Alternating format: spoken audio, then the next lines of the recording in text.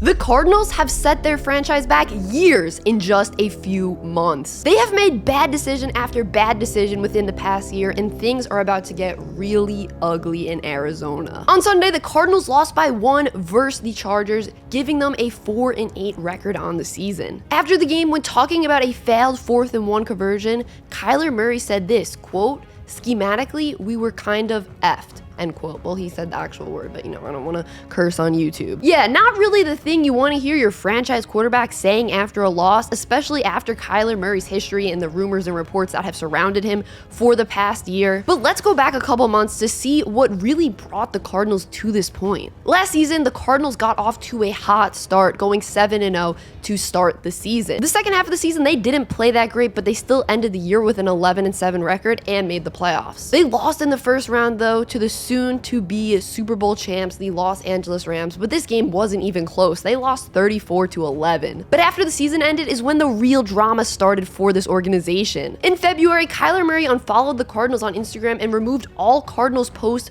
from his page. Then a report came out from Chris Mortensen that said this: "The odd vibe between the Arizona Cardinals and Kyler Murray is indeed alarming. Murray is described as self-centered, immature, and finger-pointer per sources. Murray is frustrated with franchise and was embarrassed by playoff loss to Rams and thinks he's been framed as the scapegoat." So this was tweeted on February 13th of this year. Mike Garafolo also reported during the beginning of February that Kyler Murray pulled himself from the playoff game versus the Rams once it was clear that the Cardinals were going to lose that game. Backup quarterback Colt McCoy encouraged him to stay in the game and finish the game with his teammates, but he responded, quote, "No, that's it.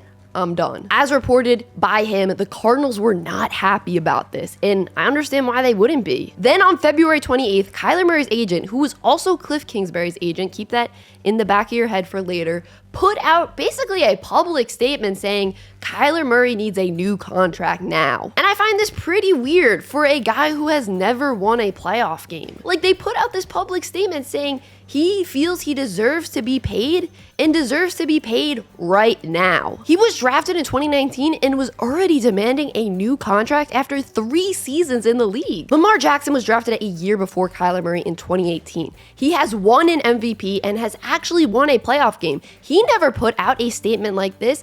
Actually, he still doesn't have a contract extension. He didn't like the contract that was offered to him before the season, so he decided to bet on himself this season and wait till the season was over to negotiate a new contract with the Ravens. Then, less than a week after that statement was put out by Kyler's agent, the Cardinals signed head coach Kliff Kingsbury to an extension through 2027. The moment Kliff's extension became public, I was like, what are the Cardinals doing? Did the Cardinals really just do this? You're extending a guy who also has never won a playoff game in the NFL and is really, really good at choking away the second half of the season. It's literally what he always does. I mean, look at this graphic from Twitter. All the way back to 2013 at Texas Tech, he started off 7-0 and ended the season 1-5. 2014, started the year 3-4, ended the season 1-4. You can even go to 2018, his last season at Texas Tech. He started the season 5-2, ended the season 0-5. Like, why, Cardinals? Why was this so urgent? Why did you need to urgently and quickly sign your head coach to a massive extension, especially with all the Kyler Murray stuff going on, and especially because they have the same agent? Like, I know this must have made Kyler Murray feel salty and maybe even resent his head coach a little bit. And over the summer, the Cardinals finally gave Kyler Murray the contract he asked for. It was a 5-year, $230 million deal. This is the 4th most valuable quarterback contract in the league right now. It also makes his yearly salary the 3rd highest quarterback salary in the league, which again, I find crazy for a guy who's been in the league for 3 years and has never won a playoff game. You're paying him like a top quarterback, like the Mahomes, like the Allens, and he just doesn't compare to those guys. The Cardinals also made a trade for Kyler Murray's college teammate Marquise Brown on trade night, but the thing is, they got absolutely fleeced by the Ravens. They traded a 1st-round pick for a guy who is not a true number 1 wide receiver. Unlike last season, the Cardinals did not have a hot start to this year, which is, pretty bad when your coach is notorious for choking away the second half of seasons. At the midway point of the season, they held a 3-6 record, and the wheels were already visibly coming off the Cardinals bus. In their Week 7 matchup with the Saints, Kyler Murray walked over to the sideline, legit screaming at head coach Kliff Kingsbury to calm the F down. Calm the the F down again. He actually said the word, but I'm not going to say it on YouTube. And a week later, Kyler Murray was seen yelling at DeAndre Hopkins on the sideline. And it's not just these screaming matches on the sideline that are a red flag. It's the actual play on the field and the terrible, terrible, inexcusable mistakes that are happening. In their game versus the Eagles, the Cardinals were putting together a nice 2-minute drive to possibly tie or win the game. Then, with 31 seconds left on the clock, it was 2nd and 10. Kyler Murray slid a yard short of the first down marker with no timeouts left. So then it's 3rd and 1 from the 25-yard line, and they spike the ball to bring up the backup kicker. That's right. They brought out the backup kicker because their starter was injured. So the backup kicker goes for the 43-yard field goal to tie the game and send it to overtime. But guess what? He misses and they lose the game. You just got paid top quarterback money. How do you not know where the first down marker is? In a situation like that, where you have no timeouts, how do you slide early? Even if you're not 100% sure, even if you think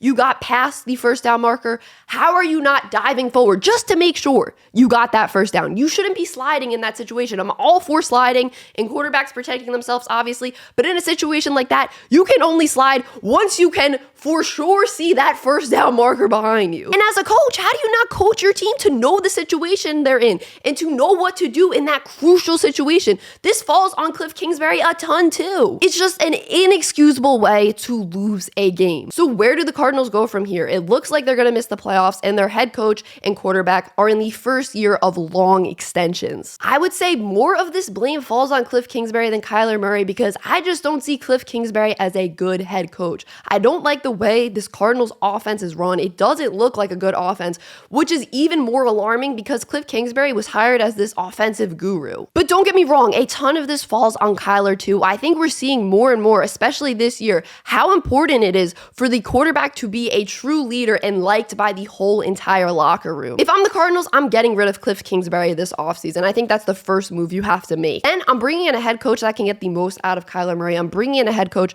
that can help make this offense something that plays to Kyler Murray's strength, because I do think Kyler Murray has the ability to be a top 10 quarterback in this league, maybe even a top 8, top 6 guy, but he needs to be in a system that really helps him and under a coach that really can put him in the best situation to win. But the real question with Kyler Murray is, can he be a true leader? Can he be the guy that the team gets behind? I don't know. I really don't know if he can be. And if he can't be, the skill stuff isn't going to matter as much because once the losing starts, the locker room is going to fall apart. Even if they start the season great like they did last year, going 7-0, once the losing starts, the locker room falls apart and none of the wins really matter, and you can't go anywhere in the playoffs if your locker room is falling apart. Let me know in the comments down below what you think the Cardinals should do heading into next season. What changes do you think they need to make? Peace out.